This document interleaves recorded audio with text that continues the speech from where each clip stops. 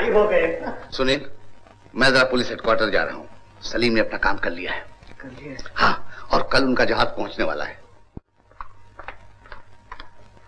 हाँ, आप कहाँ चले? मुझे एक जरूरी काम है। बैठिए, चलिए। सचमुच एक जरूरी? मुझे भी जरूरी काम है। क्या काम है? आप अच्छी तरह जानते हैं। देखो भैया, अब तो बाबूजी भी घर में नहीं है, हैं? आज मुझे वो जापान वाली लड़की की कहानी सुना ही दो। वो तुम्हें कितनी दफा कहा है, ये बात झूठ है, मुझे किसी लड़की से प्यार नहीं। मुझे सलीम भैया ने जापान से सब कुछ लिख दिया था कि वो लड़की तुम्हें बहुत प्यार करती थी। हाँ, वो लड़की मुझे प्यार करती, पर मैं तो... मगर तुम नहीं करते थे। हाँ। कोई बात नहीं। जिस लड़की ने मेरे भैया से प्यार किया था, मैं उस लड़की की कहानी सुनना चाहती हूँ। कहाँ मिली थी, कैसे मिली थी, क्या क्या बातें करती थी। प्लीज भैया, बहन की इतनी भी मिन्नत नहीं मानोगे? ठीक है, सुनो। जूडो की ट्रेनिंग लेने के बाद मैंने सोचा जापान की सैर की जाए।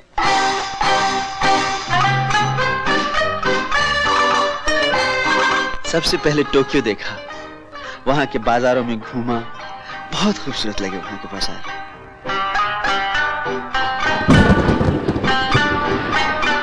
सुपर हाईवे की तस्वीरें ली।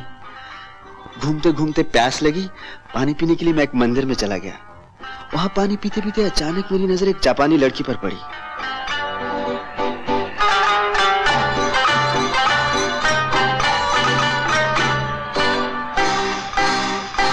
वो मेरी तरफ देखकर मुस्कुरा रही थी।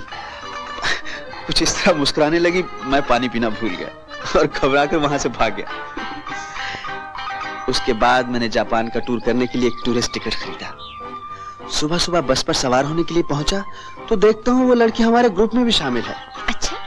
और मुझे देखती फिर मुस्कुरा दी।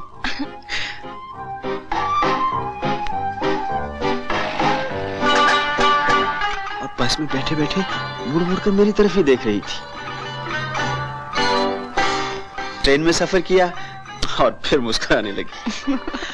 अब तो मेरा भी जी चाहने लगा कभी कभी नजर बचाकर उसे देखूं, मगर जब भी मैं उसकी तरफ देखता पहले से मेरी तरफ देख रही होती। बस सारे टूर में यही सिलसिला चलता रहा। वो मुस्कुराती रही, मैं झेपता रहा, मैं झेपता रहा, वो मुस्कुराती रही। मालूम होता है तुम लड़की थे और वो लड़का। अच्छा भैया, पहले पहल उससे बात कब हुई? निको में एक झरने के करीब मैं कॉफी के लिए बैठा था। बड़ी जोर की सर्दी थी। कितनी खूबसूरत जगह है। जी हाँ। आप हिंदुस्तानी जानती हैं? जी। आप हिंदुस्तानी हैं? जी हाँ, आधी हिंदुस्तानी आधी जापानी। क्या मतलब? मेरी माँ जापानी थी और पिताजी हिंदुस्तानी। चलिए, बस वाले बुला रहे हैं, आइए।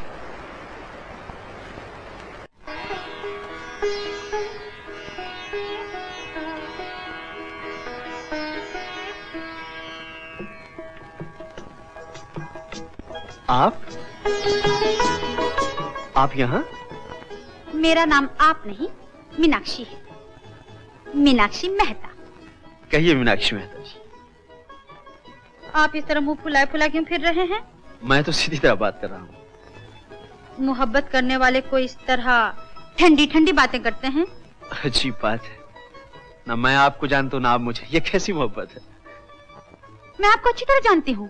आप मिस्टर सुनील हैं। आपके पिता आईने के एक्स मेजर हैं, जिन्होंने आपको यहाँ जूडो और किरात की तालीम के लिए भेजा है। आपकी सिर्फ एक बहन है जिसकी शादी हो चुकी है और आपकी अभी तक शादी नहीं हुई और कहीं बात भी नहीं हुई। बस। ये सब बातें आपको कैसे पता चली? तुम्हारा पीछा करके। जिस दिन तुम्हें पहले पहल देखा तो दिल दे दिया, वहीं से तुम्हारा पीछा किया। हर रोज तुम्हें जूडो के स्कूल से आते जाते देखती रही, फिर उसी इलाके के डाकखाने में नौकरी कर ली। तुम्हारे नाम आने वाले तमाम खत पढ़ती रही।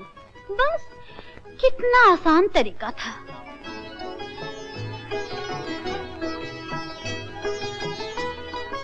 ये जासूसी आपको किसने सिखाई? मोहब्बत। अच्छा, तुम्हारे बारे में तो पता चल गया, अब मेरे बारे में सुन लो। मेरे पिताजी बिजनेस करने यहाँ आए थे, शादी करके यहीं रहने लगे। फिर मैं पैदा हो गई और मेरे पैदा होते ही दुनिया की लड़ाई छिड़ गई। आपके पैदा होते और हो भी क्या सकता था। Thank you very much for this complement. हाँ, तो उसके बाद नेताजी ने आजाद हिंद फौज बनाई। मेरे पिताजी की रगों में हिंदुस्तानी खून जोश मारने लगा और आजाद हिंद फौज के झंडे तले लड़ते हुए उन्होंने अपनी जान भी दे दी। एक सच्चे देशभक्त थे आपके पिताजी। जी, और इसीलिए हमें उनकी मौत का कभी गम नहीं हुआ, बल्कि हमें इस बात का फख्र है। उन्हीं दिनों पिताजी मुझे कभी भीख मांगने वाली, कभी सब्जी बेचने वाली गरीब लड़की बनाकर दुश्मनों की फौज में भेजा करते थे, ताकि उनकी ताकत का पता चलता रहे। अब तुम ही बताओ, मैं एमेच्योर ही सही, मगर मुझे जासूस मानते हो कि नहीं? जी हाँ, मैं आपको बहुत बड़ी जासूस मानता हूँ और सलाम करता हूँ। हम तुम्हारा सलाम कबूल करते हैं, तुम हमारी मोहब्बत कबूल करो।